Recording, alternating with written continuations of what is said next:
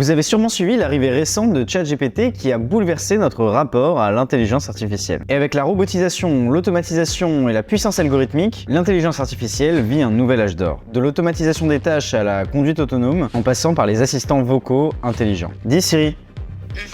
L'IA est en train de transformer notre quotidien à une vitesse impressionnante. Pourtant, si certains peuvent se réjouir de ces avancées qui nous rapprochent un peu plus d'un monde imaginé par Isaac Asimov, d'autres craignent que ces nouveautés technologiques nous rapprochent d'un futur plus dystopique qu'un Orwell ou un Huxley aurait pu l'imaginer. Parce qu'entre l'inquiétude que les robots prennent nos emplois, ou encore que l'intelligence artificielle creuse davantage le fossé entre les riches et les pauvres, il semble légitime de se poser 2 minutes A few moments later. et de réfléchir aux potentielles conséquences qui auront lieu dans le monde dans lequel on vivra demain. C'est justement le sujet qu'on a abordé avec Mathilde Panot, présidente du groupe LFI et figure de la gauche. Moi, il y a quelque chose qui me frappe en ce moment, et c'est d'ailleurs pas que moi, c'est la révolution de l'intelligence artificielle qui menace, d'après une étude de Goldman Sachs récente, 300 millions d'emplois. Est-ce qu'on n'est pas un peu dans un barrage contre le Pacifique de Duras, dans lequel la mère de l'héroïne essaye tant bien que mal de lutter contre un océan qui est inexorable, avec des ajustements qui protègent les travailleurs peut-être superficiellement ou dans un temps court, mais où structurellement, le monde de la technologie font qu'on va se retrouver avec des disparités qui ne feront qu'augmenter entre un monde de la tech qui est maîtrisé par des personnes qui s'enrichissent avec ça et des classes populaires qui sont asservies par un manque de compréhension de ce monde-là et par un changement et par des robots, une tech qui remplace les humains. Est-ce que c'est quelque chose que vous appréhendez, sur lequel vous réfléchissez et sur lequel vous vous positionnez en termes de régulation, développement en France d'une industrie comme ça, compétitive? Dans les choses sur lesquelles on a affaire dans notre pays, et justement affaire autre que de faire une réforme des retraites à 64 ans. Juste avant de répondre à cette question-là, je veux faire un truc plus large. Parce que, par exemple, ça, c'est une question démocratique de choix de société qui est fait, qui doit être posée avec des choses où il ne s'agit pas de dire non, on ne veut pas, hein, qu'il y ait de robots, ou parce qu'à la rigueur, moi, je trouve ça plutôt bien qu'il y ait des choses qui, petit à petit, soient prises en charge par des robots. Et c'est aussi comme ça qu'on a réussi à la fois diminuer le temps de travail sur des choses, et puis à alléger la pénibilité de certains métiers. Donc moi, c'est pas pour refuser ça. Mais par exemple, la question de la régulation, c'est des choix démocratiques qui doivent être faits. De même que nous, on appartient à une génération, je ne parle pas seulement de notre âge, mais même si c'est plutôt nous qui devons le faire, mais qui avons un défi à relever qu'aucune génération avant nous n'a eu à affronter. Enfin, comment est-ce qu'on gère ce que ça veut dire, le dérèglement climatique et la crise écologique, qui a des impacts, mais qui sont foisonnants. Quand moi, je lis dans un rapport que d'ici à 2030, c'est-à-dire dans 7 ans, la demande en eau potable excédera de 40% la ressource disponible, et n'importe quel être humain sur cette planète, 3 jours sans eau et on est mort. En France ou dans le monde? Dans le monde. C'est une question qui est terrifiante, enfin, qui met même le vertige quand on réfléchit à ça. Tout ça, moi, j'aimerais qu'on puisse en parler. Qu'on soit dans le 7e pays le plus riche au monde, alors 7e ou 8e ou 6e, comme vous voulez, je dis 7e, mais voilà, et qu'on ait 10 millions de personnes sous le seuil de pauvreté, que les Restos du Cœur nous disent que la moitié des gens qui sont accueillis ont moins de 30 ans, ça veut dire une jeunesse qui est ultra précarisée, ça, c'est des questions que j'aimerais qu'on puisse se poser. Alors, je reviens, plutôt que d'emmener le pays dans une sorte de rapport de force pur et dur avec une souffrance qui est incroyable. Et je vais vous dire, moi, ils ont perdu tout. Ils ont perdu la bataille de la mobilisation, ils ont perdu la bataille de l'opinion et ils ont perdu la bataille de l'horizon. Voilà, parce que les gens, ce pourquoi ils se battent, et je pense que c'est ce que le pouvoir n'a pas compris, et je vais répondre à votre question juste après, mais ce pourquoi les gens se battent, il y a une question de la dignité de tout un peuple qui est en train de se jouer là. Parce que c'est une réforme qui est vécue dans les chairs, parce que c'est une réforme qui met en jeu même la manière dont on voit l'organisation de notre vie collective. Enfin, 40% des présidents d'associations sont des retraités. Ça veut dire, est-ce qu'une vie associative peut continuer avec ça ? 50% des maires des communes rurales sont des retraités.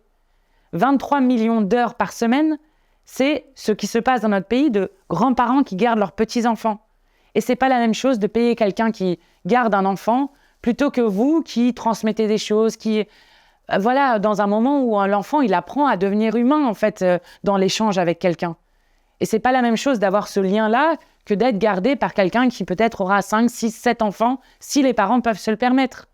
C'est ça qui est en train de se jouer. Et donc, sur la question que vous posez, moi, j'aimerais que ça soit des débats qui permettent de ne pas être sur du court-termisme tout le temps, mais qui sont, en fait, les grands débats qu'on a à poser et qui sont quand même des débats importants. De savoir, je disais, moi, je ne suis pas contre le fait qu'on puisse soulager sur plein d'aspects des choses qui concernent des pénibilités très fortes. Je suis d'accord avec ça. Mais est-ce que ça veut dire que...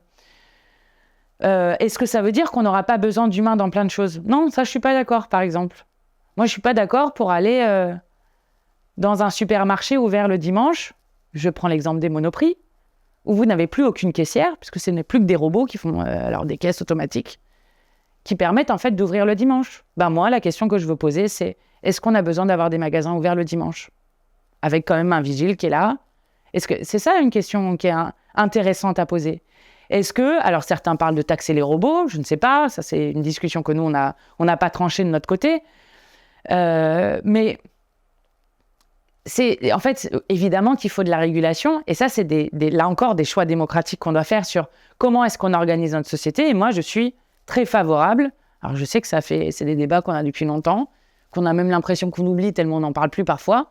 Mais moi, je suis favorable à ce qu'il y ait au moins un jour dans la semaine qui ne soit pas consacré à des trucs consuméristes ou autres, où voilà, on va s'occuper d'autres choses, des siens, de choses qui nous font plaisir, de faire du sport, de faire du jardinage, de faire n'importe quoi d'autre qui n'est pas aller dans des magasins.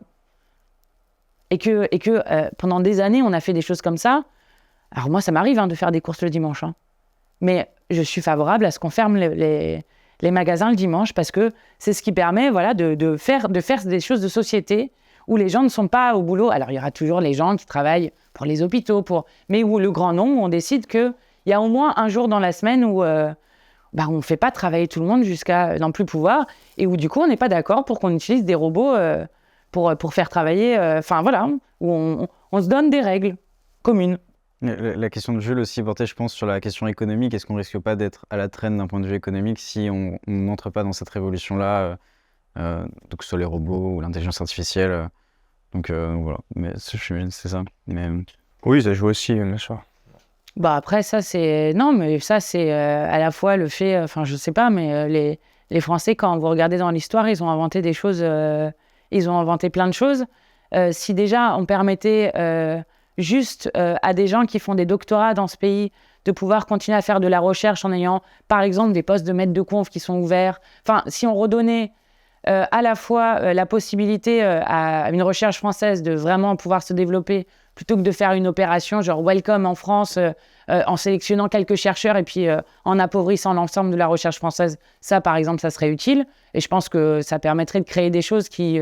y compris, serait utile non seulement pour notre pays, mais bien au-delà des frontières, comme l'ont été beaucoup de découvertes ou de développement de choses.